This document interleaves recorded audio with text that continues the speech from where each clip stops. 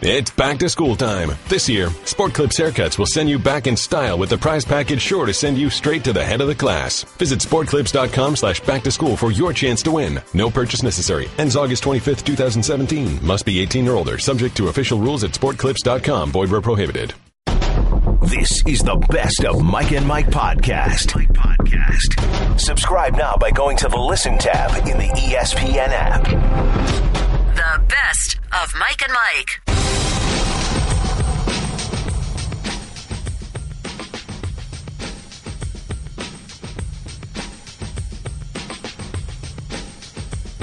Here we are. We're back and better than ever. Mike and Mike, presented by Progressive Insurance. Our guests on the Shell Pennzoil Performance Line.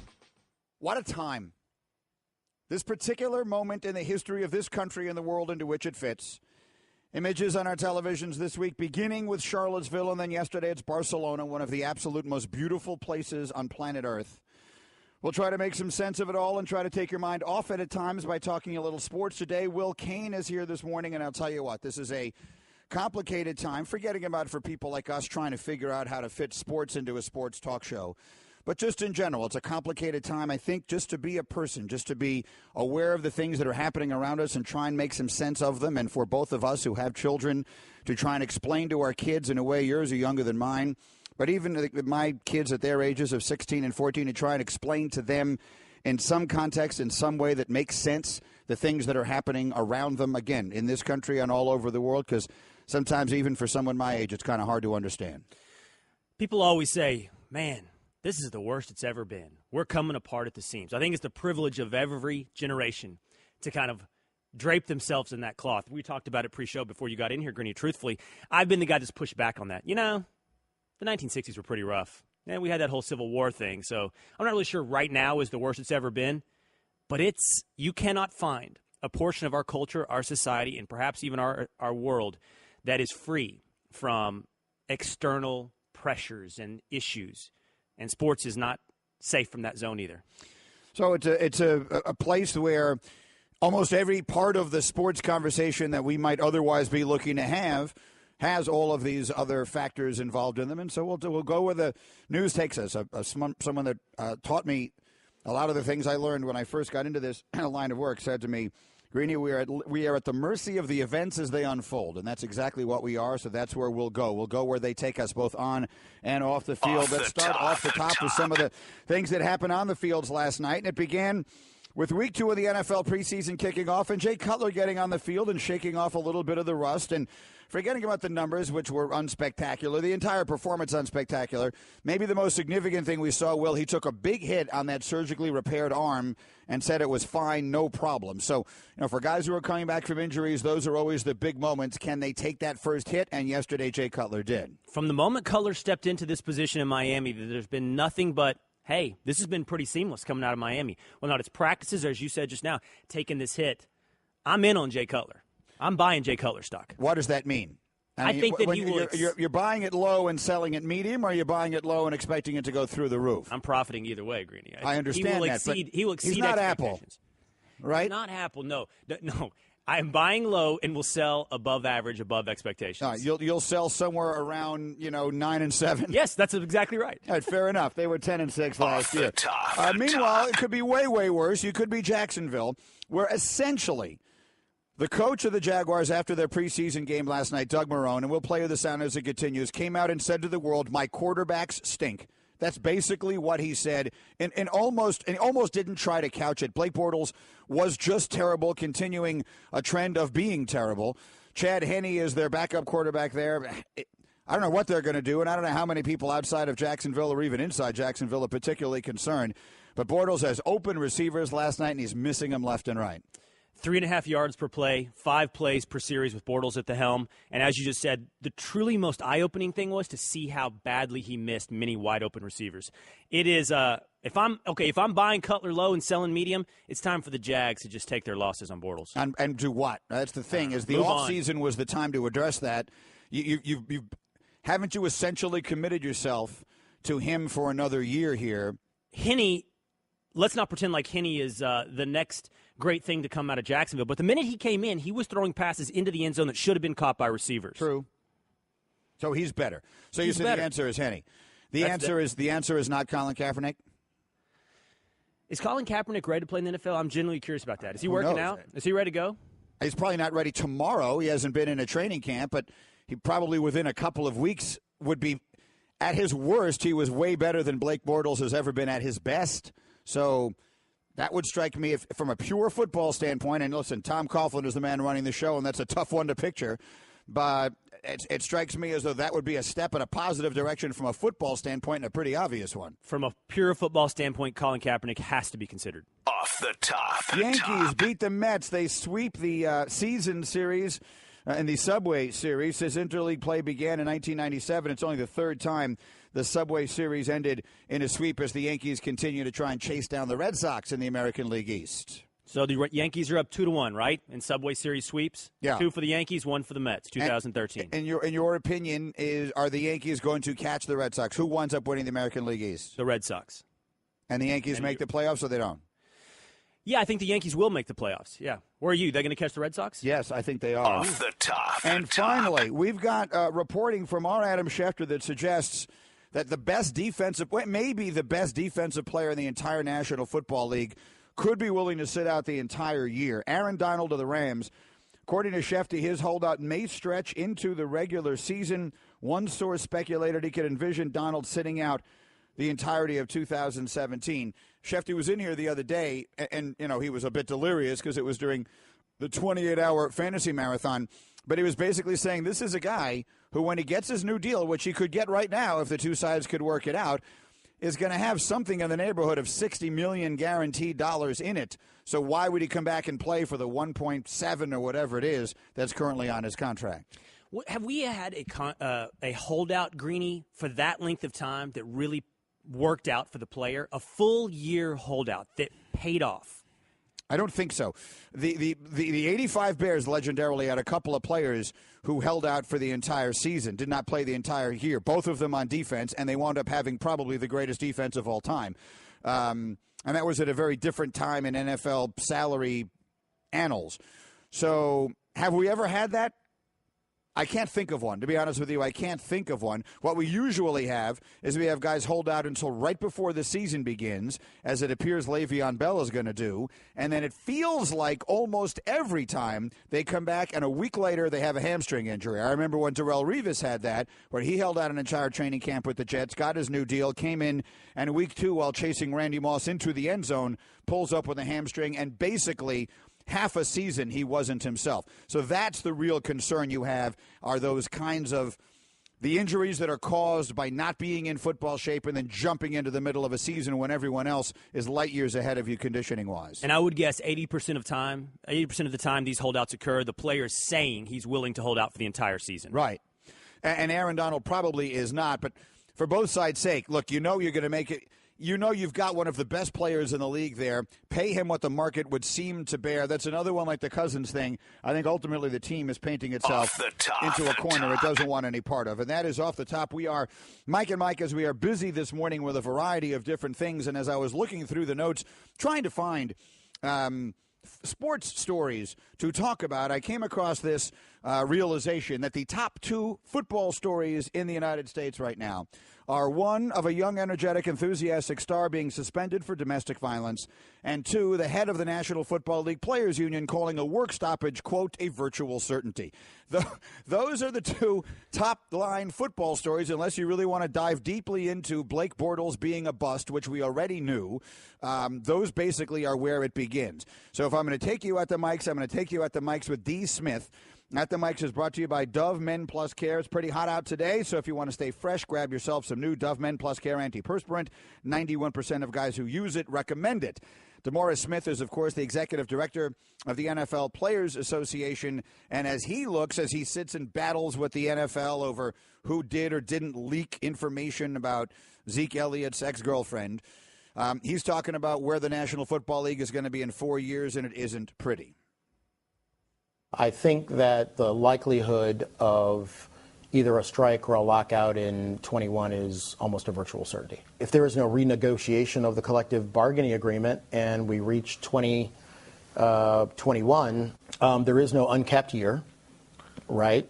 because the last time we went through it, we found out that the owners lied and cheated about the uncapped year. So why would I do that again? All of the mutual benefits that were supposed to happen as a result of the opt-out didn't happen last time. Owners colluded with each other, and we found out they colluded with each other, and all of the bad things that went to the players happened, and none of the bad things that went to the owners happened. So we have a new deal where if it doesn't get fixed, you head into a certain small A Armageddon. So that's DeMaurice Smith talking to Peter King's site MMQB. Will Cain, your thoughts?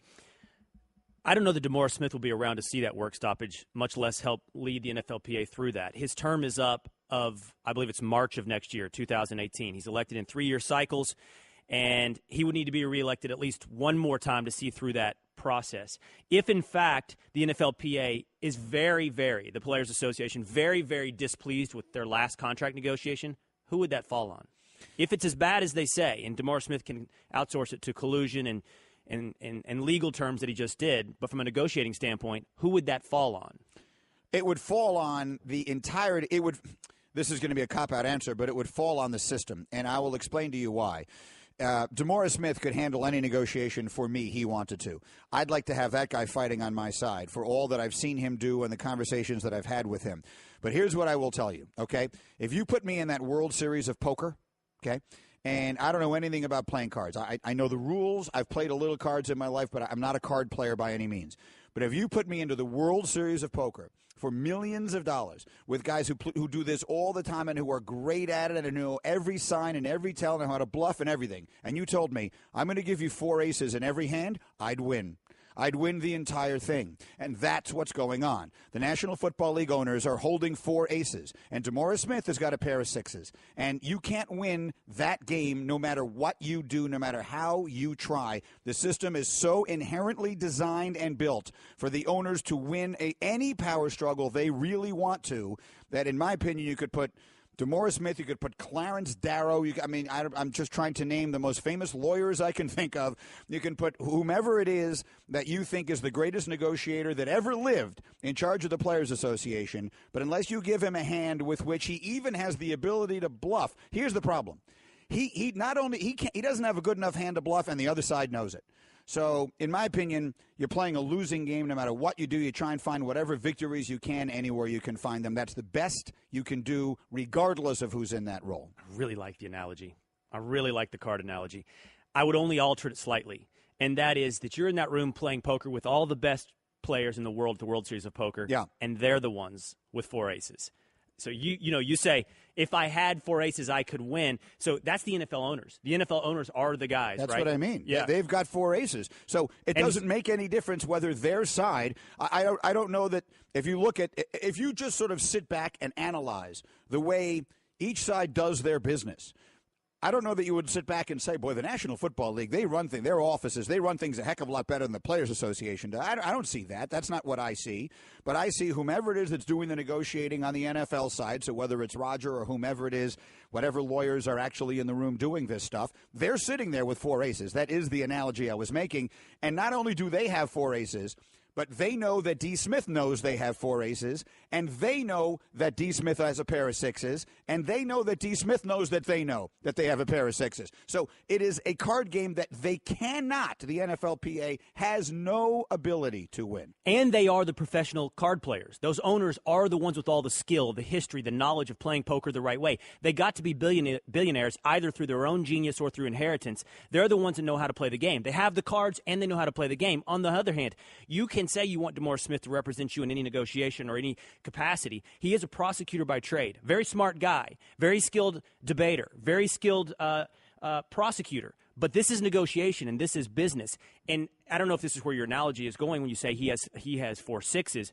He has no unified front to represent. He has a fractured group of people that he represents that he cannot get all of their interest going in the same direction. Hence his pair of 6s. Right. That's what I mean. He has a losing hand. He has a disparate group of 2,000 and something players, the overwhelming majority of whom, the guys who are in the league, what percentage of players who are in the league this minute will still be in it in 2021? I can't put a number on it, but it's going to be a small number. If the average NFL career is 3 years, you do the math. So it's going to be a very small number. Don't let the Tom Bradys and Aaron Rodgers of the world fool you. Most of the people that DeMaurice Smith, if DeMaurice Smith was only representing Tom Brady, Aaron Rodgers, and other guys with contracts that have guarantees of 7 figures in them, 8 figures in them, then he'd have a chance. He'd have a chance to go in there and fight. Because Tom Brady could afford to lose a season and everything would be okay. But the guy running down on kickoff, this is going to be like the biggest paycheck he ever makes in his entire life, and he's going to maximize it like crazy, isn't going to go in there and fight like crazy over whether Zeke Elliott is getting due process or not, because this is the only shot he's got to be a football player. And if this year gets called off, he may never get that chance again. And that's who D. Smith is representing more than anybody else, and that's why he can't win that fight. It's an unwinnable fight. So whether they reelect him or not, in my opinion, is immaterial. If they don't reelect him because they're unhappy with where they wound up 10 years, or what will then be 10 years ago, in my opinion, then they're absolutely blaming the wrong person. So in 2021, DeMar Smith, if he's there, will be representing Sam Darnold, but perhaps more representatively, the guy returning kicks or down on kickoff coverage for Florida State right now. Right. Who's a freshman at Florida State or Correct. a sophomore at Florida State. Right. That's who this will be about. Right. And that guy isn't going to want to fight for the things that you and I are sitting here thinking, boy, why don't the players fight for this stuff? Because that guy's going to get, if he's really lucky, he's going to get 5 or 6 years, and he's worried about, am I going to have a pension, and am I going to worry about how much money can I make this minute? And if I lose one season of that, that's 20% of all of the earnings of this, which is probably the best job realistically I'm ever going to have for the rest of my life. I'm going to be unemployed when I'm 28 years old. I'd like to put together as much money as I can right now so that when I start my next career, and whatever it may be, and it will, some of them, they'll vary all the way from being lawyers and brain surgeons to whatever the other end of that spectrum is. And if you can have some sort of nest egg to work from when you get out there, it's going to make your life much easier, obviously. I'm now just speaking in ridiculously obvious generalities. So that player is not going to say, you know what, I'm willing to sacrifice 20% of my total football earnings so that we can try and fight against the unchecked, unlimited power that is given to the commissioner in Article 46. That's not going to be high on my list of considerations when I'm that guy. So I'm not voting that way, and that's the majority of the league. So let's play this out into reality. How does this look then? The players will never clarify the burden of proof in a quasi-legal issue with the NFL. They will never check the commissioner's power. They will never get marijuana legalized as a pain coping mechanism. They might get that. Unless they might only, get that because I think the owners the tide give of it the away. country. The owners. You've ever thrown? Do you play golf? A little. Okay. So when you play golf, what you do anyone who's, even if you've never played golf, if you've watched golf on television, you'll see this. When you're trying to figure out which way the wind blows, you pull a little grass out of the ground and you just throw it up in the air gently, and then the wind blows it. It blows it left, it blows it right. It blows it forward, it blows it back. The owners do a lot of that. The owners do a lot of throwing a little grass up in the air. So when enough wind is blowing in the direction of the legalization of marijuana pretty much across the country, which I think it is strongly headed in that direction right now, it has got a 2-club wind at its back, then I think the owners will very conveniently decide, we've kind of known this all along, and our research suddenly demonstrates that it is actually better to be using that than it is to be using these opiates that we've been addicting our players to for all of these years. That is when that will happen, and it's probably pretty soon. Plus, it's an inconsequential giveaway for them. We'd rather give you completely inconsequential. By the way, your analogy game is off the charts. Well, morning. especially it's since I used and the fact that I used grass to create an illustration for the use of marijuana, if I may say so, was genius. Can we clip that and submit it for an Emmy? Look, at the end of the day, as I've said to you many times, Will, you don't know me well enough yet, but we're going to get to know each other better and better here. I am one of those sort of particular geniuses who will not be fully appreciated until after my time. Uh-huh. So there's going to come a time you're going to look back and you're going to say, you know what, he had this thing right the entire time, and that's where we are. But just to go back to a serious note again, the owners are going to give the players whatever things they're willing to. Whatever the owners, they might as well just sit down. Look, if we were all going to be honest, if this was Adam Silver and Michelle Roberts, if this was like a real conversation, if this was Rob Manfred and Tony Clark, the players' side would walk in with a list of things they'd be interested in, hand it over to the commissioner and say, look, check a couple of boxes for me. Which ones of these are you willing? Throw me a couple of bones here so I can go back and say I got something. Because I get it. The things that you really don't want me to have, I'm never going to get. Never going to get. So check a couple of boxes for me here. Let's try and find something that seems relatively workable. Let the players not be... I mean, the benefit to your side will be the players might not on a daily basis be talking about how awful the National Football League is. The worst PR staff in all of America are professional football players because no one hates the NFL more than the players who play in it. And if they stopped talking about that every single day, it would probably be good for the league. So give us something that we can take back to the players so they'll stop talking badly about you. So we got a couple of wins on our side, and then let's shake hands and call this a win because I know I can't do any better than that. So can we just quickly sound this out? Why is it that the NBA's players union can be so successful where the NFL's not? Fewer players, more money coming in. When everything's coming in and going well, everyone's happy. It's a little piece of pie for everyone. And the pool of players with divergent interests isn't as large in the NBA, right? That explains the NBA's difference from the NFL. Is that fair? That's part of it, yes. They also, the leadership of the NBA Players Association is, if you look at the guys who are running that union from the inside, they're the biggest stars. They're the ones who get this bigger picture. They're the ones who are interested in that. They also have a much, much, much more progressive ownership group. The owners in the NBA have an entirely different mindset, comparatively speaking. Who's the loudest and most outspoken NBA owner is Mark Cuban. But look at his mindset. Look at the way they handle Donald Sterling in that league. Yeah, that kind of stuff doesn't happen in the NFL. They have no less interest in being billionaires than NFL owners. Do you think Colin Kaepernick would be on an NBA roster right now? I don't think that's the issue. I think the issue is one of money. They want to keep their revenue coming and flowing to them just like NFL owners do or Major League Baseball owners do. This is a money fight, Greeny. You just said it. The fight over Zeke Elliott's due process or whether or not Colin Kaepernick has a job is not the fight that's going on between the NFLPA and the owners. That's a sideshow. That's not the one they're fighting about. The best of Mike and Mike. Here we are. We're Mike and Mike, back and better than ever, presented by Progressive Insurance. Our guests on the Shell Pennzoil Performance Sign. And a reminder, we got boxing again tomorrow night. Top-ranked boxing, title fight, unification battle. First time in over a decade between undefeated 140-pound champions Terrence Crawford putting the WBO, WBC, and Ring Magazine titles on the line against IBF and WBA champ Julius Ndongo. The bout begins tomorrow night, 10 o'clock Eastern Time, live on ESPN and on the ESPN app. All right, so glad as we've got Will Cain in for Golic Sr. this morning to bring you a little Mike Golic on a Friday. Not that he's so little. Mike Golic Jr. is here. We all weighed ourselves during the break. It was a great bonding time. How are you, Junior? It was, and I feel kind of little after that. You guys were both talking about the accuracy of the number on the scale for you, and the number I got was a lot lower than one I've been accustomed to. Like, don't get me wrong, losing weight, fitness, and all that stuff's cool, but I've always kind of liked being a big guy, and I feel a little small right now. Hold on. I saw the number. Did you see the number? No, but I heard him say it was like roughly 250. Yeah, it was right around 250. And so now you're not a big guy at 250? You know, that we call that big skill in the sports world. Like, you get to that tight end size and you're big skill. I just was used to being big, and now it's very unnerving. I don't know how to act. I don't know what to do with my hands at this point. I don't know what all of you were doing while we were in a break, but Will Cain and I were weighing and measuring ourselves as though we were like having a physical today. And we did discover, and the picture is up, Andrea's up, right, on Mike and Mike on Twitter. The picture is up, and Will is taller than me. So you are kind of sneaky tall, which would explain you being heavier than me. Mikey was there to judge it. How much taller is Will Cain than me, roughly? I give him a good 2 inches. Okay. So you're 6'2"? I'm 6'2", that's right. Yeah, okay, yeah. So I'm 5'11" and 3/4. And I'm just wrapping. The reason for my silence is that I'm sitting here thinking that my physical characterizations so far this morning have been big head, yeah, skinny, and sneaky tall. Yeah. All of those, I think, are. Would you agree with all those? 6'2" definitely qualifies as sneaky tall. Because you're right, it doesn't jump out at you the way, like when you see Scott Van Pelt around that building, like that guy is almost like disconcertingly tall. Like you see him and you're made uncomfortable by his height at times.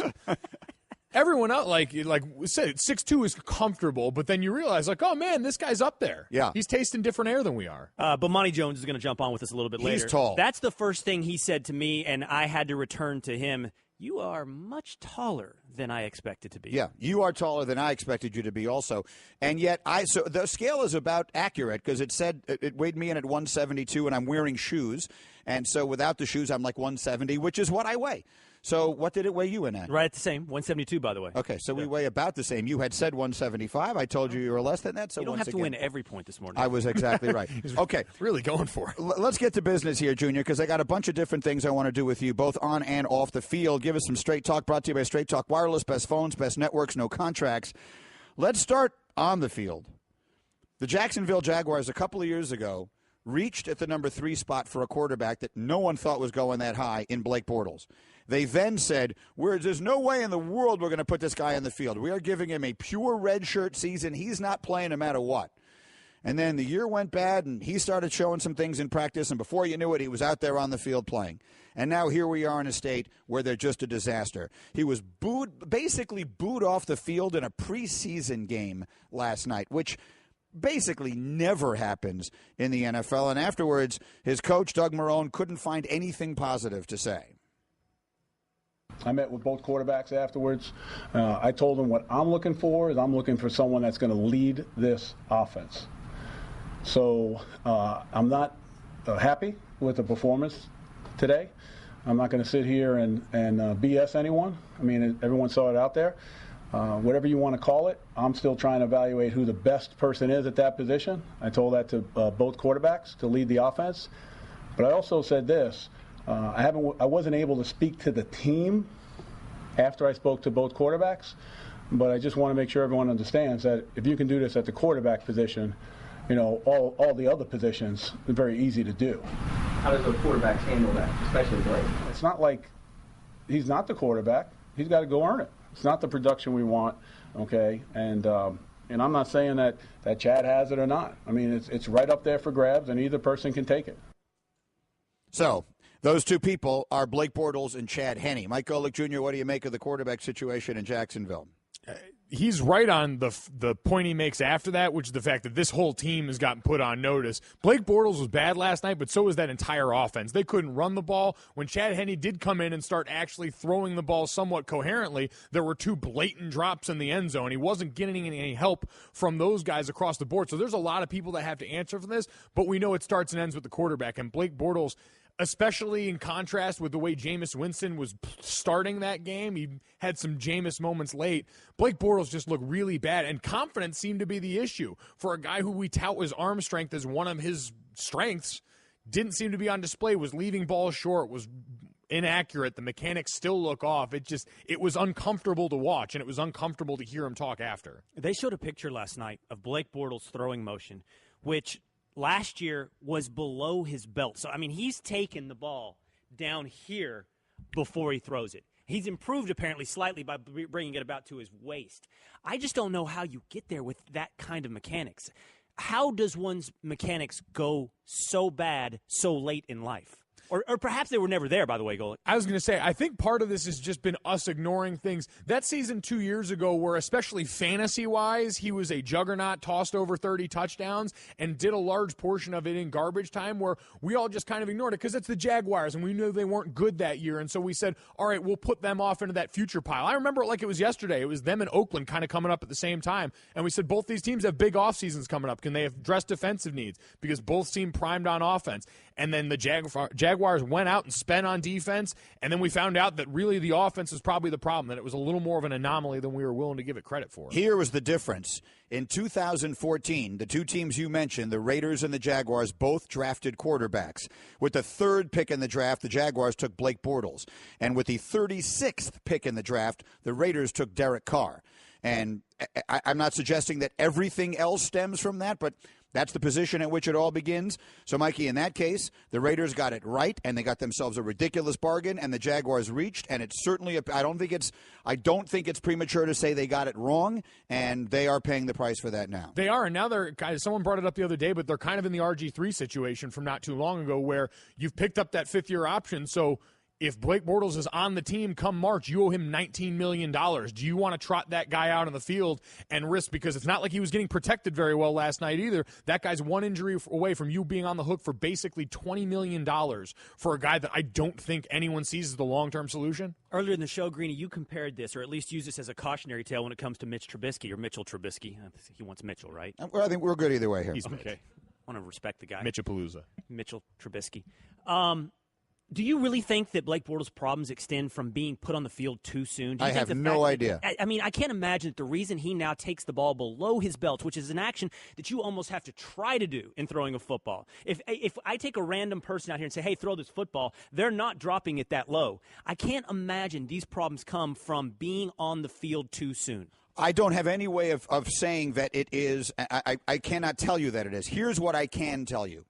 The Jacksonville Jaguars were then, and the Chicago Bears are now, in a position. I have a feeling, Mikey, might disagree with me on this because you were a football player, and there are a lot of other players on that team who want to win. That's their function, their goal. They're not going out there every single week to try and develop a quarterback. You're going out there, if you were on that team as an offensive guard, to try and block your man and do what you can to try and win a game.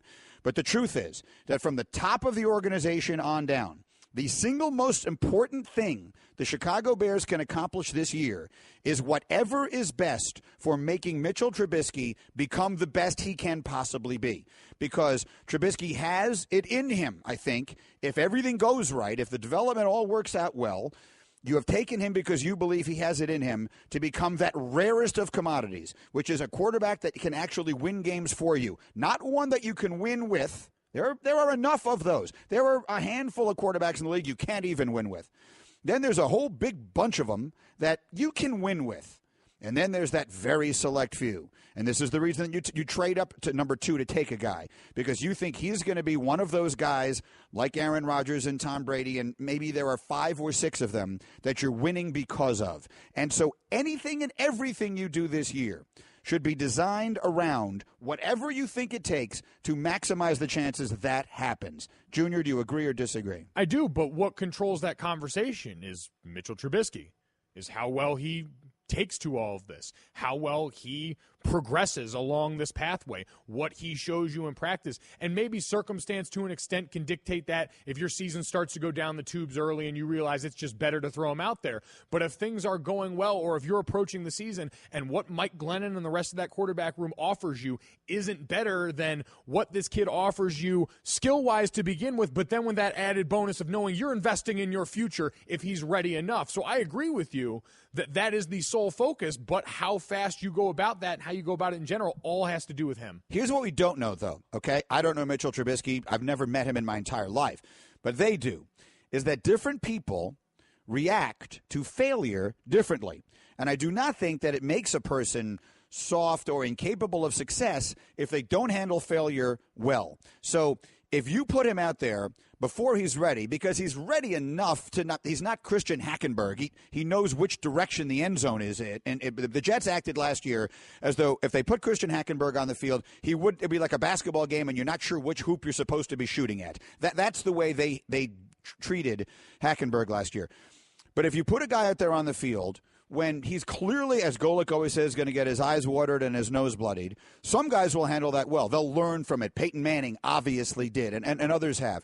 But who knows how many have been made unnecessarily gun-shy based upon taking a bunch of hits and not recognizing what they're seeing, that if you waited a year, even if he's as good as the option you have on the field right now, it might benefit them. I'm not telling you that's the case with Trubisky. I'm telling you that if it is, if you feel that psychologically, you do all this psychological testing of these players before you draft them, there has to be some way of figuring that out. And if you think he's a person who would psychologically be best left just sitting and learning and not having these really tough things happen to him as a rookie without having an entire, let's say, for example, training camp and preseason where he's the starting quarterback and getting all the starting reps, maybe you're better off not putting him on the field. Listen, at the end of the day, there's no substitute for live reps. Nothing's ever going to prepare you, and sitting is great. I think most teams would tell you for any rookie, they would prefer them be able to sit and learn a lot of the intricacies of the position, but especially at quarterback where the knowledge base has to be so vast and so deep. But there is no substitute in learning how to play the position by playing the position. But to your point and to Will's point before, mechanical issues like what Blake Bortles shows, I can't explain away because of being in there early. But what being in there early and not being protected, and that's one of the reasons I argued DeShone Kizer's maybe in the best position to go in and play right away, is you've invested in his protection. A lot of times, and David Carr went through this, where you're getting hit every other play. And all of a sudden, you can't escape that because that speeds up decision-making in a way that makes it uncomfortable. It makes you force the ball out of your hands in places you don't need to, just out of self-preservation. That's the cost of putting someone in there too early when the circumstances aren't right. I think the reason to sit someone has more to do with their intellectual and processing ability of the position. Do I know what I'm doing out here? Give him time to figure that out. I think I fundamentally disagree with you, Greeny, on whether or not how someone reacts to failure defines whether or not they're soft or not. I think that I can't think of an example of someone that reacts to failure poorly and ends up a success. I can't think of an example that is the opposite of the Troy Aikman effect, a guy that went 1-15 and had a horrible first year, or Peyton Manning through however many interceptions he did his first year. We can come up with those examples because that was in them to overcome failure. It was in them to overcome hardship. If you've got a guy that's going to ding psychologically, that he's not going to recover from that, you never had the guy in the first place would be what I don't know that. Blake Bortles was sacked 55 times in 14 games as a rookie, a year in which they drafted him and said he's never going to see the field. You don't think that's had some impact on the way he has played since then? David Carr, whose younger brother is now one of the best quarterbacks in the NFL, was the first pick in the draft. You don't think the fact that he was basically a piñata behind an expansion team's offensive line as a rookie and was sacked 6,000 times had some impact on him the rest of his career, that if he had wound up in a different situation, he might not have been a good player? I do. Oh, I definitely think that with David Carr, but I don't think it's the same thing. I think success is contextual, and you've got to be in the right position to have success. A good offensive line, good skill players, good offensive coordinator, head coach, and David Carr had very little of that.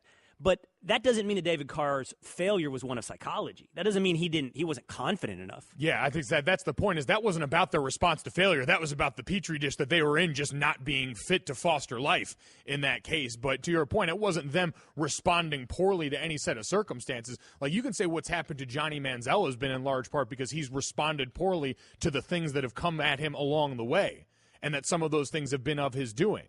But with those two examples, that you're right, that's just because they were on bad teams and they suffered the effect of it. By the way, Manziel was in that draft as well. The quarterbacks drafted in 2014.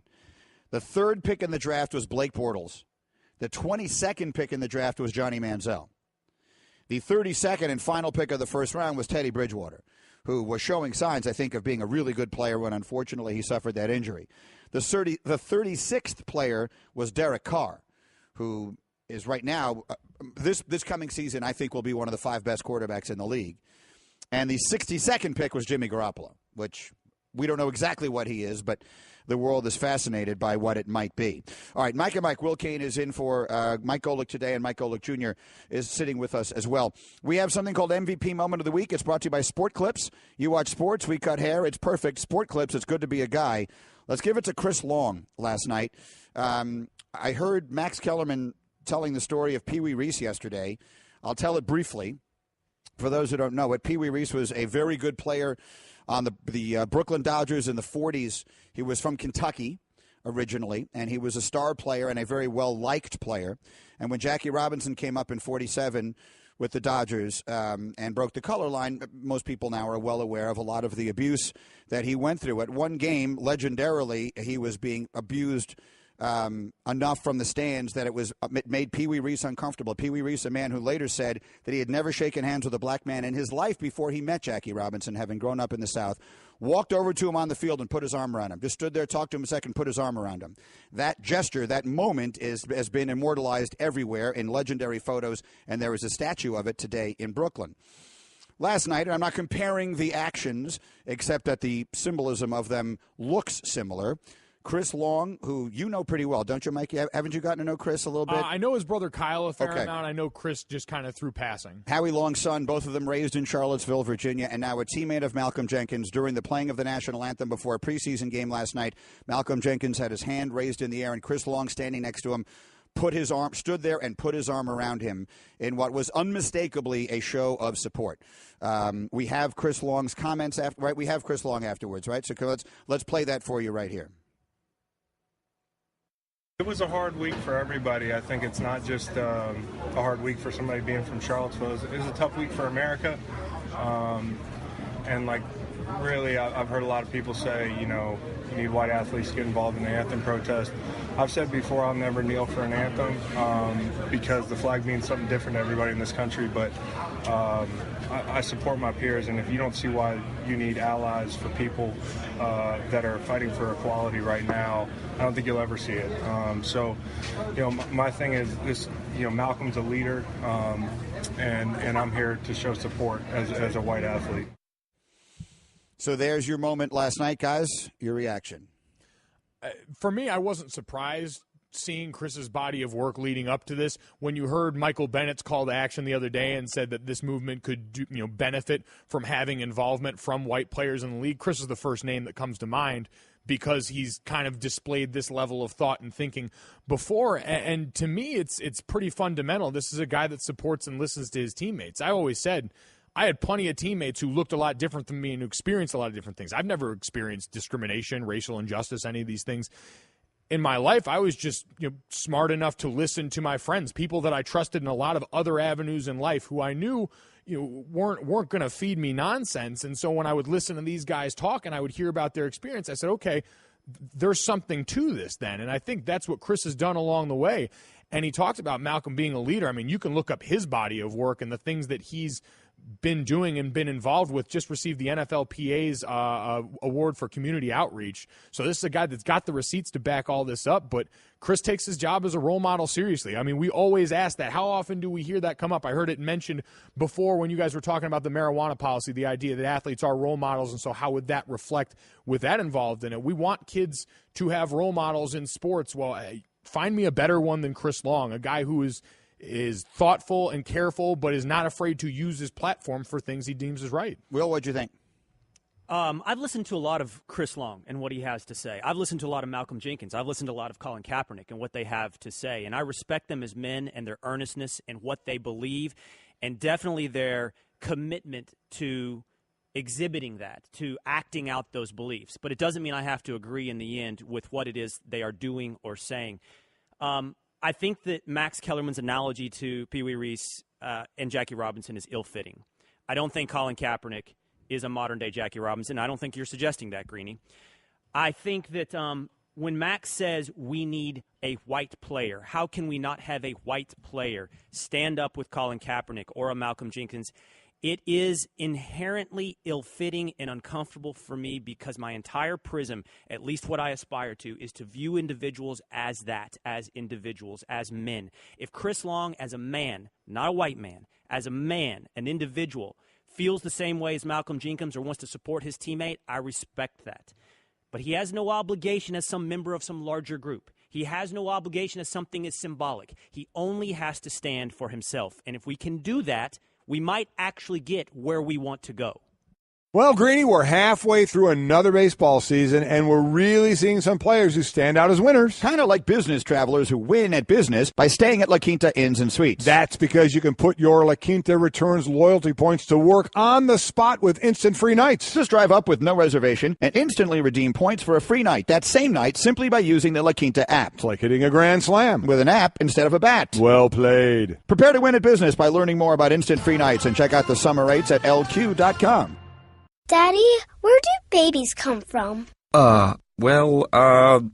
Mommy went to the store. Oh, well, you see, there's a mommy and a daddy, right? Right. And see, when they call Geico, they could save a bunch of money on car insurance. Oh, really? And that makes them happy? Yes, that makes them very happy. That's good. Yeah.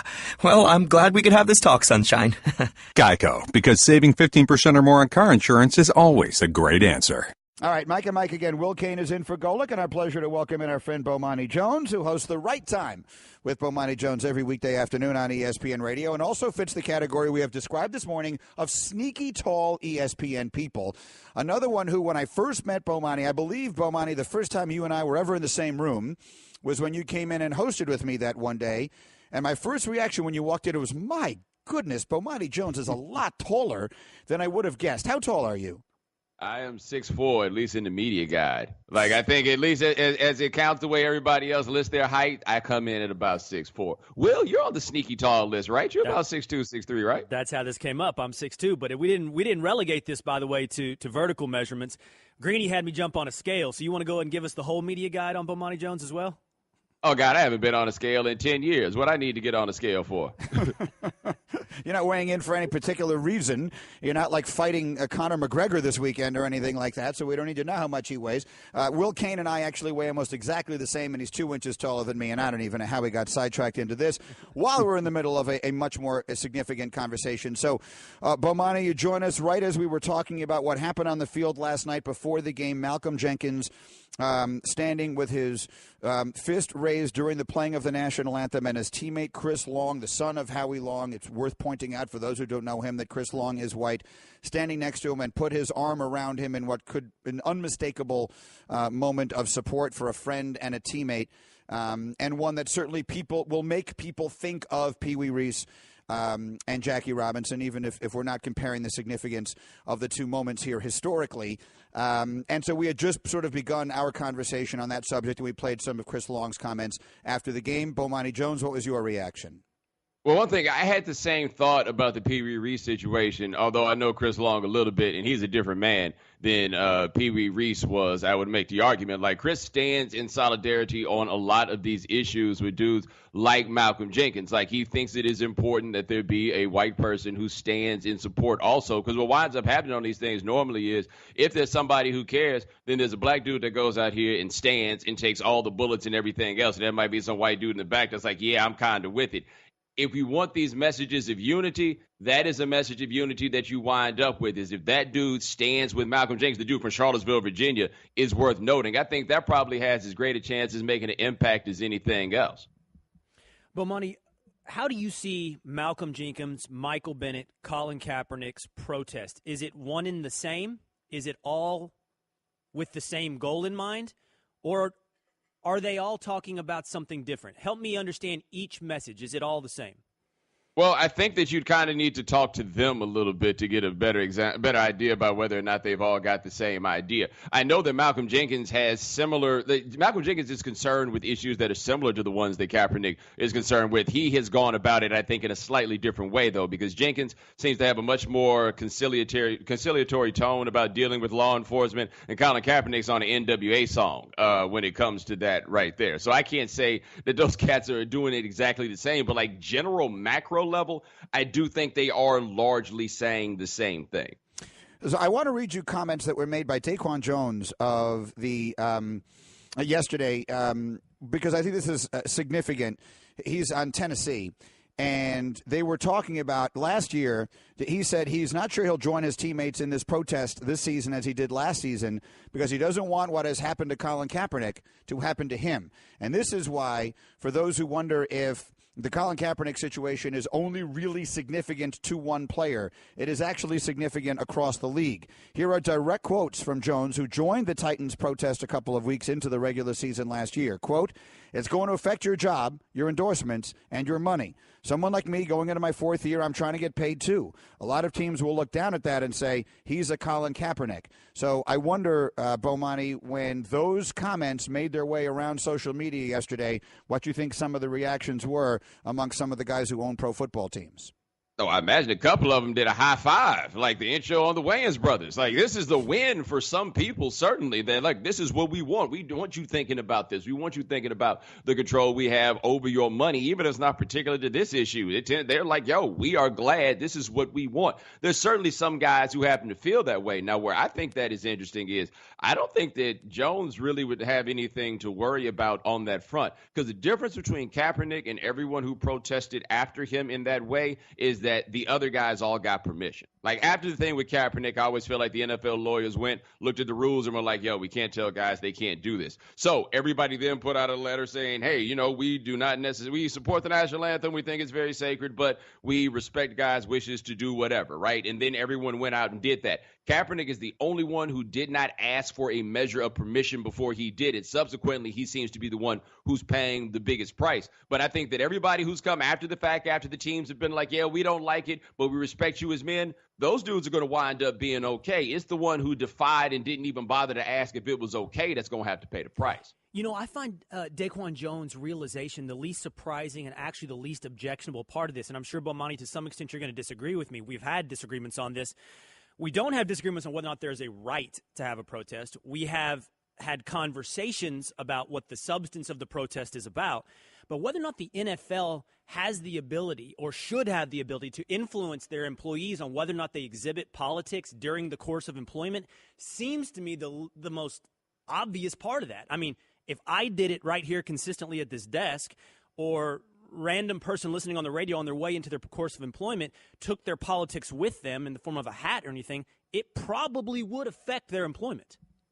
Yeah, kind of, sort of, maybe not quite, right? And so where you and I disagree on this is calling this politics. And I don't think that what we're talking about here is at all about politics. This is a basic matter of human dignity. I ain't got any idea who these cats vote for when it comes to something like this. We as a society have a tendency to throw all this stuff under this umbrella of politics, which translates really into things that might make someone mad. Now, you are correct. If we take this out of a vacuum and we just look at it realistically, then yeah, the expression of your views may have some measure of effect on your employment. Like, I think we get that. The question that needs to be asked is why this expression of view would be the one that would affect anybody's employment. Like, hey, please stop killing us. I don't feel like that's something that should get somebody fired, whether they're doing it through a national anthem, during the national anthem or not. So I do think his realization, there's a certain real world element that comes with it. Absolutely. It's there where you say, okay, my boss might not like this. I don't want to get into some measure of this trouble. That being said, the idea that guys are afraid on something like this means that you are basically conscripting people to stand for the national anthem. And so if it is a rule to stand for the national anthem, go all the way and do it like the NBA and put it in the rules. Otherwise, don't pretend as though this is optional. Say that you are forcing this level of deference to this symbol in the way that you want to say it. Go ahead and do that, but don't act like it is your choice and then punish people for that choice simply because you don't like it. Absolutely fair. Clear communication is how you get everyone on the same page. And you know what's specifically in our personal relationship and broadly with these entire issues, that has actually been my driving focus, clear communication, because I started this conversation today when my first question to you was, hey, do you think Bennett and Jenkins and Kaepernick are all standing for the same cause? You said you don't see this as political. You see it as an issue of human dignity. I can't answer whether or not it's political or not until I get specifics on what exactly we're hoping to change, what exactly the protest is intended to accomplish. Well, yeah. You've been hitting me with that. What exactly do you want nonsense for 365 days, man? Bennett has said very clearly what he is doing. Malcolm Jenkins has said very clearly what he is doing, and it's really been kind of obscured and ignored because he came post-Kaepernick. People are saying very much so what they want, but I also don't think that a demonstration requires a set of this is what I want from this. I think that a lot of times what you just really need to do is make a point. Kaepernick's protest last year has proven to be unquestionably effective because we're still here talking about it. These issues happen to be at the forefront. It didn't matter if he had, okay, this is what I need, bullet point 1, bullet point 2, bullet point 3 on that. I don't think it has to be that, and I think it's an unfair standard from the people on the other side of these issues to say, well, we need something specific to tell us what we want. What people really want is the broad notion of justice, right? What people would like is a measure of fairness and awareness of what conditions are. It's not like I'm going to do this and now I'm going to change the world. I think that people would like to then do this and have some folks who look up and say, okay, well, maybe I didn't see the world this way, and then go from there. So the request for specifics feels like a red herring and a way to kick the can down the road, as opposed to dealing with what seems to be pretty obvious right now, which is we got a serious race problem in this country that's manifesting itself in ways that are now becoming impossible to ignore. These dudes are taking another step to make it even more impossible to ignore. At some point, you have to say that you're on the side of what you consider to be right, even if you don't have specifics about what to do next. And at the end of the day, if you don't think it is impacting this, to take it back onto the field, you have a football team last night in the Jacksonville Jaguars whose coach basically stood up and said, we don't have a quarterback here. Our quarterbacks are awful. We have no one to lead this offense, and you have a quarterback in his 20s, who was in the Super Bowl not that long ago and had reasonable numbers a year ago, and you could argue all day long just how good or bad he was last year. He's inarguably on his worst day, better than anything they have there. and they're not even considering it. So that to me makes this thing as obvious as it can possibly be. No one can try and pretend it is anything other than that. Whichever side of the debate you may fall on, and I feel like you fall on a different side than I do, well, and that's fine. But no one can be arguing that Colin Kaepernick isn't better than what the Jacksonville Jaguars have at quarterback, and they're not even considering signing him, right? No. No. I mean, are we agreeing no disagreement on that? Okay, yeah. good. All right, good. I like it when I can make a point and no one disagrees with me. It's a delight. All right, Bomani Jones, thank you. We'll be listening this afternoon and every afternoon, and we'll see you again soon. Thanks. Nice to talk to you, Mike. Good to see you, Will.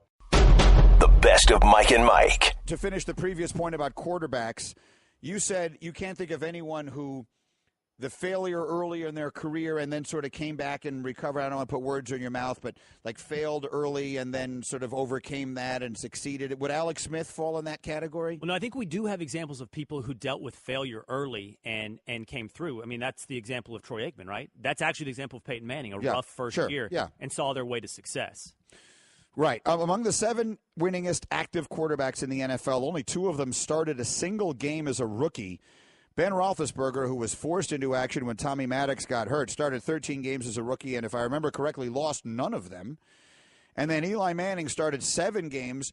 Tom Coughlin pulled Kurt Warner off the field when they were still in playoff contention, the Giants were, and put Eli in. And if you remember that, Eli, when he first started with the Giants, you could not look worse. You could not look worse than Eli looked when he first became the starter of the Giants, and obviously now he's gone on to a great career. Okay, going back to the previous discussion we had both before Bomani joined us and with him, I want to let you clarify the point you were making because I think you feel as though maybe the point you were trying to get across did not come through as you wanted. No, just through the mechanisms of production and time and respect for the interviewee. And Bomani and I have had several interactions, and a debate is not what I think either of us want in these conversations. You don't get to say everything you want to say. Sure. Once you start baking all that into the cake. Also want to say this. I don't like, just professionally, and this is somewhat of a hindrance, I'll look to you for guidance on this, talking about people or having a conversation when they're not here. Right. So if Bomani hears something I disagree with, he's welcome to come call back in or tweet me. That's always how I feel. But I want to say this.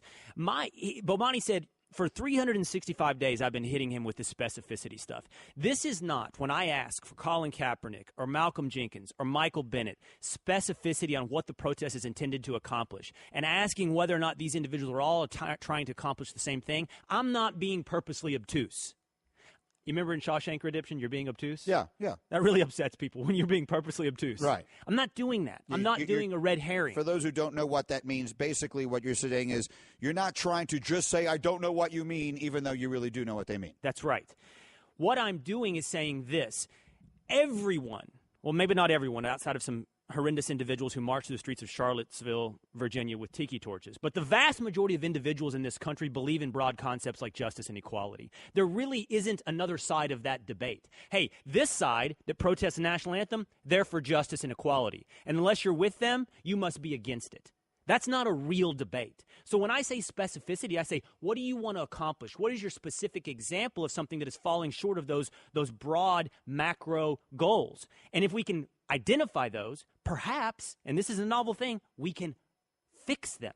Colin Kaepernick certainly pointed out police brutality. If that is what Malcolm Jenkins is protesting, or that is what Michael Bennett is protesting, we can all examine that and it will require a debate on the policies, on the numbers, on every aspect of that. But when it continuously gets broadened out into these broad concepts, it paints it as good guys versus bad guys. And that's why I keep coming back to specificity. Not just because I want to clarify the debate, but because I actually have a desire to see change affected. That's what protest is about. Otherwise, it's theater. I don't know that I agree that otherwise it's theater. Sometimes the mere action of taking a stand, or in this case, not standing, draws attention to a problem that many people may not recognize as a problem, right? But okay, this is key. What problem? Me asking that question doesn't deny that there could be a problem. It doesn't suggest there are no problems. But now I have to say what problem to move forward in the conversation. Well, I mean, very broadly, I think that the problem is of racial inequality. That's obviously a very big topic. It's not the micro topic you're talking about. It's the macro topic. And I have not sat and spoken directly with Malcolm Jenkins and Michael Bennett and all of that. We all understand where it began with Colin Kaepernick and the issues with law enforcement and relationships between police and the African-American community.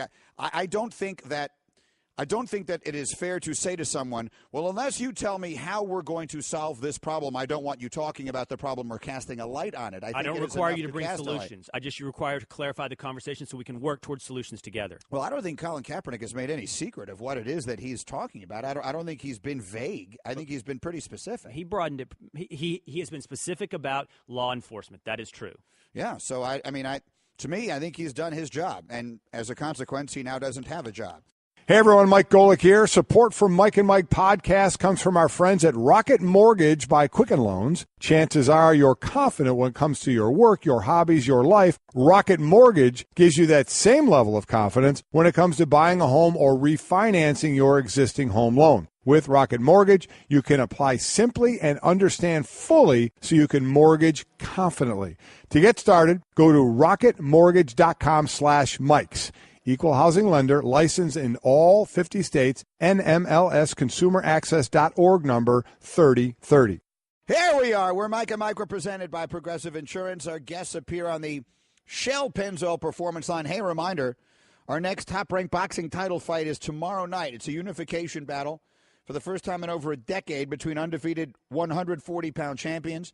Terrence Crawford putting the WBO, WBC, and Ring Magazine world titles on the line against IBF and WBA champ Julius Indongo. The bout begins 10 p.m. Eastern, live on ESPN and on the ESPN app. Will Cain, how we doing? We're rolling along here this morning. Are you feeling comfortable? Are you feeling well? We've discussed your appearance a lot today. Some people don't like that. Some people don't like having their own appearance discussed and dissected in the manner that we have done here this morning. You keep comparing me to Ryan Reynolds and Jeff Bridges. I'll keep going with this. Well, you're a happy man. Let me read a couple more or some tweets that came in this morning in response to a variety of different topics that we're talking about. Joseph Blumenthal tweets at me, Greeny, it seems like Saban humiliates and puts young beat reporters down. You don't see that? If he does that, / when he does that, then yes, I totally join you in criticizing that. The point that I'm making is there are two different ways for coaches to get into one of these things up there. I don't have a right word for it. It's not always a rant, but into one of these, the way we played the one from Saban earlier this morning where he just kind of went off on, well, why do I answer questions? You guys have all the answers. To me, if it's general, if he's talking to everyone, if he's complaining about that kind of thing, he practically did that one with a smile on his face. So I don't have any issue with that at all, and candidly, I find it entertaining. If and when he singles out an individual and demeans him or her for asking a question that Saban does not like or thinks is beneath him in a way that I think Greg Popovich sometimes does, and certainly others. That, to me, is when you diminish yourself. You're Nick Saban. You're much too big for that. You're an iconic figure. You are, in my estimation, the greatest college football coach ever. Even if someone asks you a dumb question, and we can all agree some questions are dumb questions, there's a way to handle that without humiliating the person. Absolutely. If it happens repeatedly, if you feel as though the question is mean-spirited, there are different ways to handle it. But frequently people just ask questions that are obviously dumb questions, and you can handle it without humiliating them if you want to. So when they do, whether it's Saban, Popovich, or anybody else, then I 100% criticize that. Absolutely. It's a question. You can actually have a debate with someone without humiliating them. You can analyze the things people say, their ideas, without humiliating them as a person and their intellect. I'd like to think I do that. I don't know. Have I insulted you this morning? You do it every now and again. A couple of other tweets here. I'm not sure I understand this one. Larry tweets, Greeny, stop defending NFL coaches. Take the football out of your mind and whatever else and be logical. I don't even know what that means. What's he referring to in that exactly? Take the football out of your mind? Yeah, I'm not exactly sure at what point I was defending NFL coaches. I'm suggesting, if indeed this was in reference to our long conversation this morning about Colin Kaepernick and his being unemployed by the NFL, the point that I was making is I think this is owner-driven, 100% owner-driven. I don't think the coaches have any say in it. I think there are a lot of coaches in the NFL that would like to have Colin Kaepernick on their team. I think John Harbaugh wanted Colin Kaepernick on his team. And I think there were probably others who didn't have that option. So I'm not 100% sure what it is that he is referring to with that. Well, let's do this. Let's talk about Colin Kaepernick for a moment, and let's do it through the prism of football. Let's do it with no political affiliations whatsoever. You and I talked this morning before we ever walked on this show, and I don't think people can fully appreciate what the world of news looks like today. You either are talking about someone protesting the national anthem, declining an invitation to the White House, removing statues, teams in Tampa Bay paying for the removal of statues in the city. I mean, I don't know how deep you have to go before you find a story that doesn't really touch on politics, doesn't, in fact, have it thoroughly ingrained in the DNA of the story. But I think we can have a conversation about Colin Kaepernick for a moment that doesn't, and that's this. If Blake Bortles is as bad as we saw last night, and Chad Henne isn't the answer for you, how quickly do you get to the name Colin Kaepernick? There are not many names out there. Should the Jaguars decide we need to go outside of our building to play quarterback, to find someone who can play quarterback, there aren't many names that you can bandy about before you get to Colin Kaepernick. I've seen the name Kyle Orton mentioned. Kyle Orton, who I believe hasn't played in 2 years. But here's my question for you, and I've heard this from several guys who have played in the league. I've heard this from several guys who have played in the league at this position. Does Colin Kaepernick want to play quarterback? Truly, just think about this from a football perspective. Where does he live? New York. Who's he working out with? Most young guys these days are posting workout videos on Instagram. Is he working out? Who's he throwing to? Where's he doing it? Not easy in New York. You're from New York. I live in New York. Is he on the Great Lawn in Central Park running posts with somebody? Is Colin Kaepernick ready to go? Is he trying to get a job on the football field? Because it's not very far before we get to his name as one of the best options from a football perspective. Yes, it is very far before we get to one of his name, because every team in the NFL had the opportunity to sign him through the months and months that he has been a free agent, and none of them even considered it because their owners aren't letting them. This is not about, has nothing to do with how good a football player he is or he isn't. The reason that the Jacksonville Jaguars are not considering Colin Kaepernick has nothing to do with how ready he is or isn't to play, because Jay Cutler was doing practice videos with what's his name? His name just jumped out of my head, but he's a really good broadcaster that they have at Fox that he was going to be working with. Whatever, it doesn't make any difference. You know, the point I'm making is that Jay Cutler probably hadn't gotten off his couch in 8 months. Excuse me, thank you. Kevin Burkhardt is the name I was looking for, and I like Kevin a lot. Jay Cutler was working out with Kevin Burkhardt, and all of a sudden they had a quarterback need, and so they called him. So, I mean, I don't. The point that you were making, I don't hear this demand being made of anybody else. Well, show me you want to do this. Show me the practice videos. Who you throwing to? I don't know who he's throwing to. There's Equinoxes all over New York City. There's private workout places. He can be working out anywhere he wants. I don't have any reason to think that Colin Kaepernick isn't every bit as ready to play quarterback tomorrow as Jay Cutler was. Okay, but we're not debating. This isn't a debate because I agree with you for the reason that he's not in the league. Yeah. The reason he's not in the league is not because of football reasons, but just, I mean, we can take that out of it for a moment and say, it's not about demands. I'm not saying Colin Kaepernick, I'm not demanding he post Instagram videos. I am asking, is he ready to play football? Is he trying to play football? And to be honest, I don't know too many Equinoxes in New York City that are big enough and set up for somebody to work out. These aren't trivial questions because I'm telling you, these aren't coming from my perspective. These are from quarterbacks. These are people who've played quarterback in the NFL. It doesn't appear, and it's just appearances, that he is putting himself in a position to play football. Maybe he very well is, and we're just not seeing it, and that's very, very possible. I don't have any idea. But it's an interesting question to wonder about.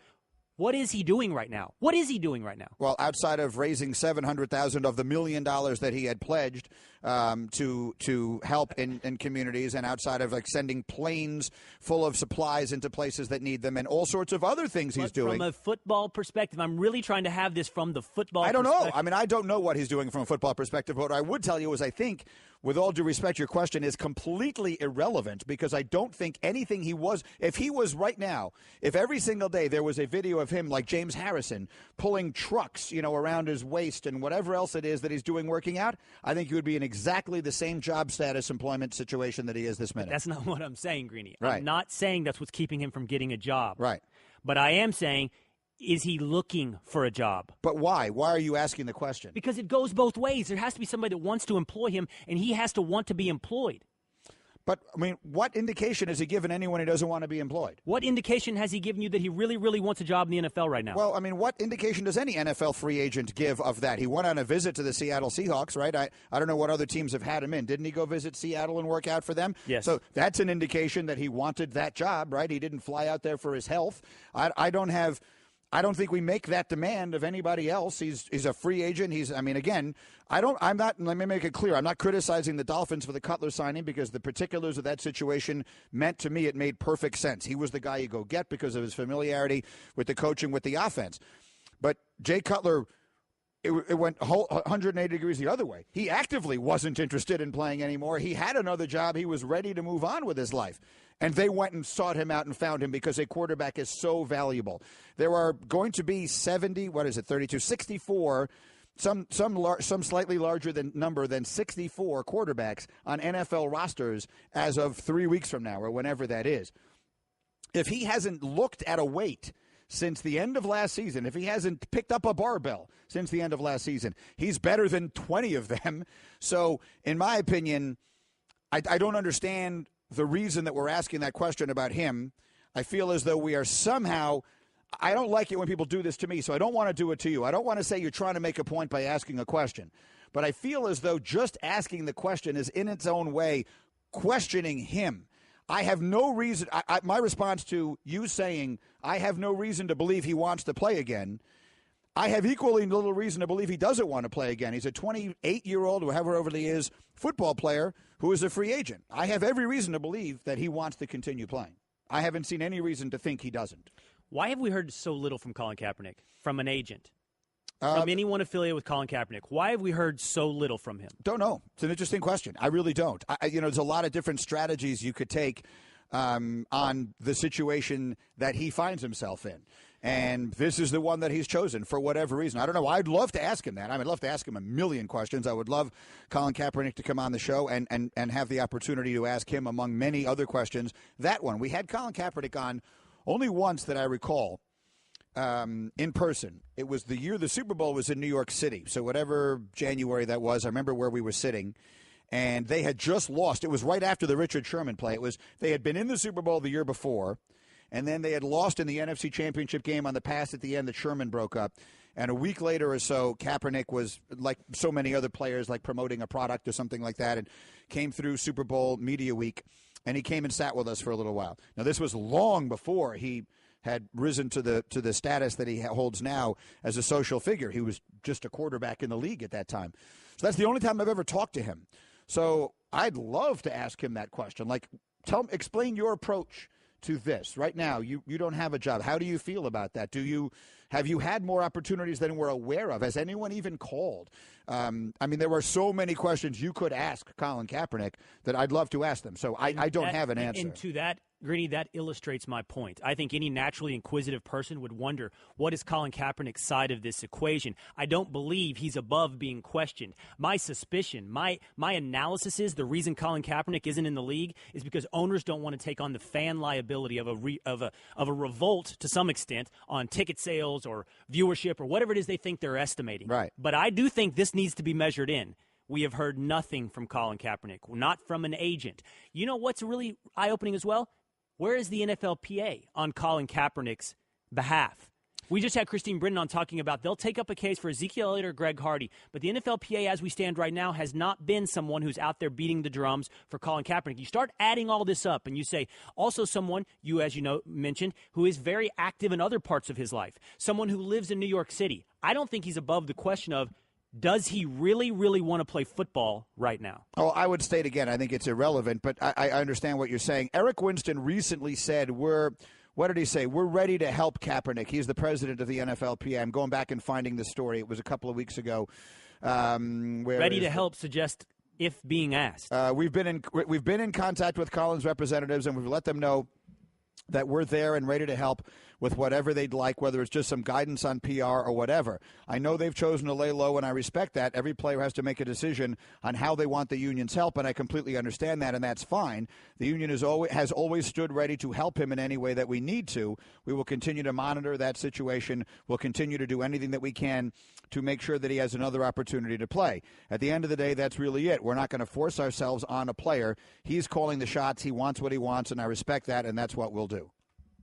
Winston was then asked if he gets the feeling Kaepernick is being blackballed. He said, of course, you definitely get that feeling. Obviously, that's very hard to prove, and it's very hard to show. See, to me, that's where this thing becomes very complicated from a union standpoint, which is to say, I do not believe you could prove that the 31 men who own NFL teams got together in a room and said, you don't sign him, you don't sign him, you don't sign him, you don't sign him. I think each of them individually has made a decision they're not going to sign him. And each of them individually is allowed to choose which players they want to have and not have on their football team. Now, people like me can sit here and say there are teams in the NFL that are more than willing to have Joe Mixon on them and a number of other people, but this guy knelt during the national anthem, and I'm unwilling to have him here. But we get part of that is not a morality thing. An enormous part of it is a business thing, that they're very worried about the way that will be perceived by their fans and by their corporate partners. So I don't know what the union could do. You're a lawyer. You know better than I do. What could the union do if the union wanted to do something? I don't know if the union could do anything. And I think for the purposes of our discussion, I want you to know this. I agree with everything you just said. And I can still read that Eric Winston statement from the NFLPA and hear someone say, we can't force ourselves on someone. We have to be invited to help, and suggest that is another thing that raises questions about what Colin Kaepernick wants. Well, I mean, I don't, we again, just assume everyone wants to be quarterback in the NFL because, hey, wouldn't you want to be a starting quarterback or a backup quarterback in the NFL? Wouldn't you want the millions that accompany that? We do assume that. But at some point, the actions add up on his behalf as well, not just on the owner's behalf. I agree with everything you said about the owners and why he's not on a team right now. But the other side deserves a little analysis as well. Okay, we're Mike and Mike. We're presented by Progressive Insurance. More independent agents sell Progressive Insurance than any other brand. Find an agent at Progressive.com. Now that's Progressive. Kevin Durant, who is one of the biggest stars in American sports, one of the biggest global stars in sports, and one of the more interesting people in the world of sports as well, said yesterday in an interview with ESPN's Chris Haynes he will not visit the White House with Donald Trump as president if the NBA champion Warriors are invited. Quote, no, I won't do that. I don't respect who's in office right now. He spoke to ESPN in an exclusive interview Thursday while at his hometown in Maryland who was celebrating Kevin Durant Day. Quote, I don't agree with what he agrees with, so my voice is going to be heard by not doing that. So from Kaepernick to anthem protest, can I stretch my legs between the two of them? Give us. This is what's in the news in sports today. This is what's out there. Just, what is your reaction? I respect Kevin's right. I don't think anybody should be required to go to the White House. I don't think anyone should be required to attend any event that they don't want to attend, that they feel like puts them in a position of appearing to support something they don't support. I have in the past said I believe that the White House visit should be something that's beyond politics, that it's symbolic, that it's a celebration of an achievement, and it doesn't matter who the person is in the office. It is the office, and it is the highest land in the United States that you are celebrating with. That being said, I don't begrudge Kevin this. I'm not going to criticize Kevin for doing this. You know, I wouldn't criticize Tom Brady for not showing up under Obama, and I'm not going to criticize Kevin Durant for not showing up under here. I don't know that I agree with it. I don't know that I would take the same course, but Kevin feels this way. It's certainly a divisive time in our country right now. It's certainly a sensitive time in our country right now. And if this is something that's important to Kevin, then that's a perfectly legitimate choice for him to make. I don't know how many people are aware of Matt Burke, who was a really, really good offensive lineman in the NFL for a long time. I believe he went to Harvard, if I'm remembering that correctly. And when his Baltimore Ravens teammates went to the White House when President Obama was in office to celebrate winning the Super Bowl, he refused to go, and he made no secret about it. He is he did go to Harvard, thank you. He is, and his own description, he is a Catholic.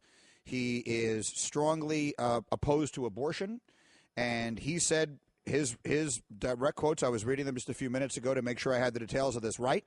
He saw President Obama making a speech in which the president praised Planned Parenthood, and Matt Burke is so opposed to abortion that he refused to go to the White House on the basis of that.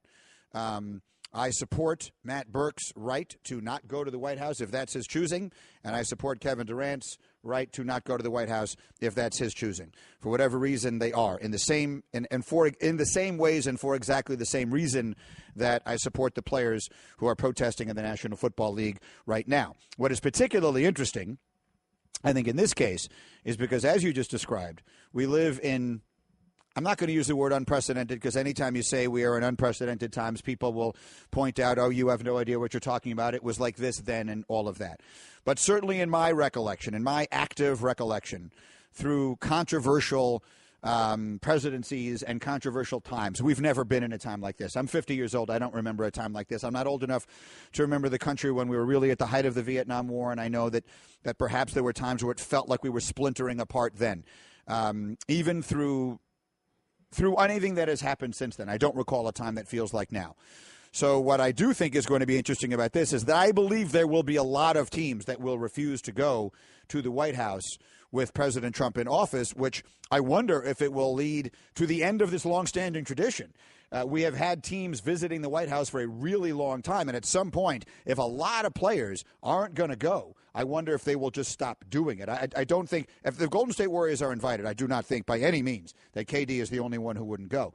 So I wonder if they will just not invite the Warriors as a consequence of not having to deal with half the team not showing up, because that's what I think would happen. I have in the past said that I think that sports is supposed to be, as you characterized earlier, our refuge from the storm. This is the one place that hopefully we can try to come together while we have all these differences in other realms of our life. I know that sports isn't immune from politics, but it can be. It can be the place where we can do things, talk about things, celebrate things that have nothing to do with these huge divides we have. Increasingly, that is a hard position to maintain. I do agree with you that it never, in my lifetime, has seemed to be that we are this, I don't know, it feels like we're pulling apart at the seams, Greeny. And I think it may be worth asking, is sports going to be part of that? Is it going to bring us together? Is Kevin going to the White House helping to make the point? Are there places that we can come together? That's what that thing is, Greeny. We go through our hot list. We talk about our stories. What are the ones that can bring us together? And maybe the conversation about political topics and maybe the conversation about controversial things can. I enjoy it. I like talking about that with you or Bomani Jones or Stephen A. Smith. I enjoy it. It doesn't mean I require agreement to come together at the end. But for many, that's not something they enjoy. And it's getting harder and harder to find the things that we can do together where we don't pull apart at the seams. The best of Mike and Mike. So I left you with a cliffhanger where you said you pointed out all the stories in the world of sports today and how almost all of them take us into areas of social issues and political issues and take us off the field. And you ask, where can sports bring us together? And the answer is in the games. The games themselves do bring us together. The games themselves, I believe, people watch, and they are watching with and amongst people with whom they disagree, and they are watching people with whom they disagree. And for the most part, I don't think they think about it very much. I think they just sit there and watch the games and enjoy them and root for their teams and root for their fantasy teams and root for their bets to win, and whatever else it is that you do when whatever your other reasons are for watching a football game or a basketball game or a baseball game or what have you. And that's the part of it that brings people together. We cannot expect it not to be a microcosm of society. We cannot expect Kevin Durant, because we all would like sports to be our shelter from the storm, to go visit the White House if he believes in his conscience he doesn't want to. We can't say, well, but Kevin, don't you realize when I watch basketball, I don't want to think about politics? It's not his problem. Not his business. There are a lot of things Kevin Durant has said over the course of time that I haven't been particularly fond of. This one I have zero issue with whatsoever. If he doesn't want to go to the White House, it's no one's place to tell him he should do so or he must do so. And I don't think half that team is going to go if indeed they get invited. So that part of it seems fine to me, and it will not be in my mind when I watch the Golden State Warriors play next year, and I don't know how many other people's mind it will be in or not. Will it be in yours? It will not. No. I'll have a harder time getting Kevin Durant's former burnt orange jersey out of my mind than this. I'm my issues with Durant are purely basketball related. They have nothing whatsoever to do with this. I'm a Texas Longhorn fan, and he'll forever hold a soft spot in my heart for that reason. Oh, I see. I thought you were referring to the Thunder. Sorry. No, I was referring to his burnt orange year in college. Gotcha. Sorry. Yeah. But you're right, Greeny. Everyone has this right. It cannot be expected of Kevin Durant to check his life in order for us all to be entertained just by the games themselves. And I'm telling you this not as a way it should be, but the way it is. The other side of that coin is fans don't have to then tune in as well.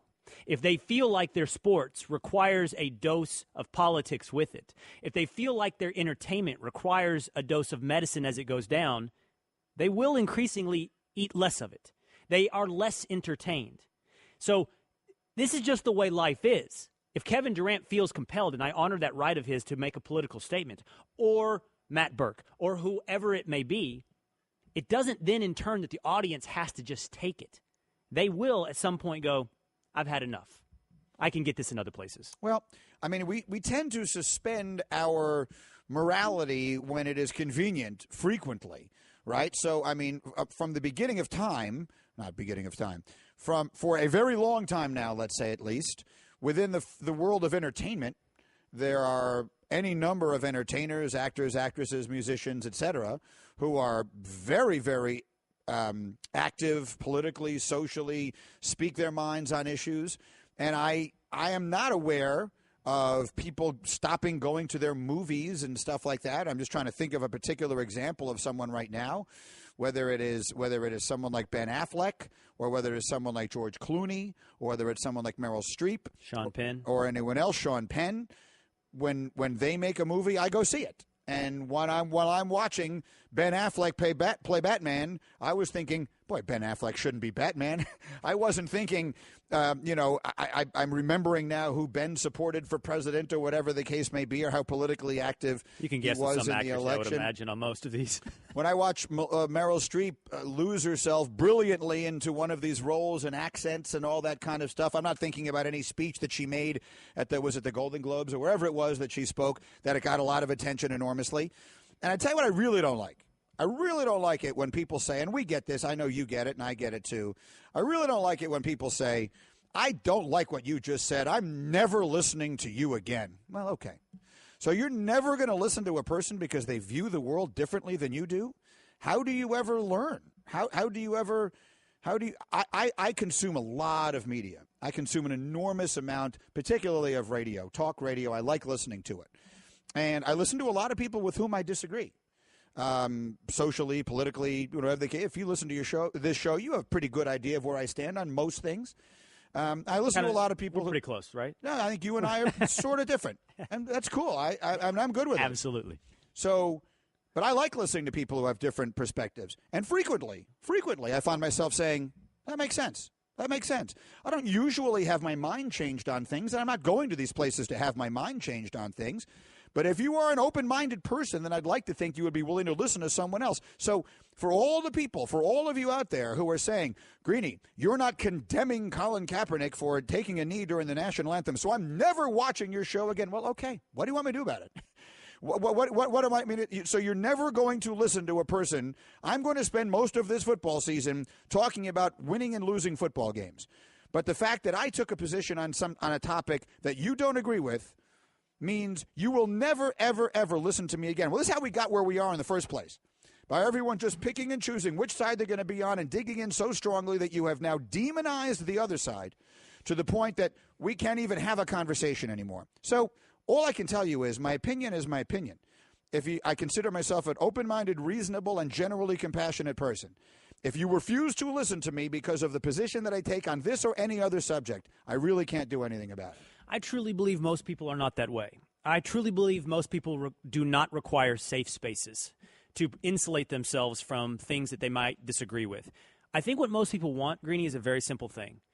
Don't box me out. Don't box me out of the conversation. Don't pretend like my point of view is evil. Don't pretend like my point of view is one unworthy of being heard. And when they click on a channel or when they click on or go to a movie, they don't want to feel unrepresented. That's in the end. And so that, to me, facilitates having the conversation we're talking about. That's what people want to hear. If it's going to be done, let's do it in a fair way. Let's do it in a way where everyone or most people are represented. Yeah, I'm all with that. I totally agree. I think that the cacophony of voices on this and any subject are valuable and important. I'll give you a quick example. We were going to get to other stuff here, but what the heck. So there is a coffee shop where I eat breakfast almost every weekend in the town where I live. And when this Colin Kaepernick thing first happened, when this first became the topic du jour everywhere, right, when this first started becoming a subject everywhere, I had the same perspective on it immediately that I have now. And that was my take on it on the air. And there is a waitress who works at the coffee shop where I go all the time. And bear in mind, I've been going there forever, long enough that my daughter, Nikki, who is now about to turn 17, ate her first food there. The first actual meal she ever ate that was not baby food was an open-faced turkey sandwich in this diner. Never forget, as long as I live, July 4th. And so that's how long I've been going to this place. That's how long I've known these people. And every waitress who works there has been there that long. It's one of those places. So I've known all of these people for 15 years. I go in every weekend morning and we sit and we talk. So when this Kaepernick thing first happens, she comes over to my table and she's asking me my opinion on it. And I'm giving her my opinion on it. And she starts to cry. She starts to cry. And she tells me that she had a brother who was killed in Vietnam. And she tells me, my brother he went over there and he died defending this country in Vietnam. And how can anyone not stand for that anthem and what it means to the country, what it means to the military? And what am I going to tell her she's wrong? What am I going to say to you? No, you know what? You're actually missing the point here. I didn't bother saying, you know what? Kaepernick says this has nothing to do with the military. I didn't. I just sat and listened to her talk. And you know what? She's 100% entitled to her feelings. Those are her feelings. I don't share them, but I'm not sitting there telling her that she's wrong. That's how she feels. That's America. That's how it works. We're two people sitting in a coffee shop drinking coffee in the morning, and she's telling me how she feels because her brother got killed in Vietnam, and she will never, ever, ever be able to accept someone protesting the national anthem without immediately making that association. And no matter his intentions, which he has made as clear as you can possibly make, that it is not meant in any way to be in the face of, or whatever the word I'm looking for is, of the military, she's not going to get that. She's not going to accept that. And you know what? That's okay. She has her emotions and she's entitled to them. And that is the way, in my opinion, we should all be. We should all look at it that way. There's enough room in this discussion and in our society for my perspective and hers and yours and all the others.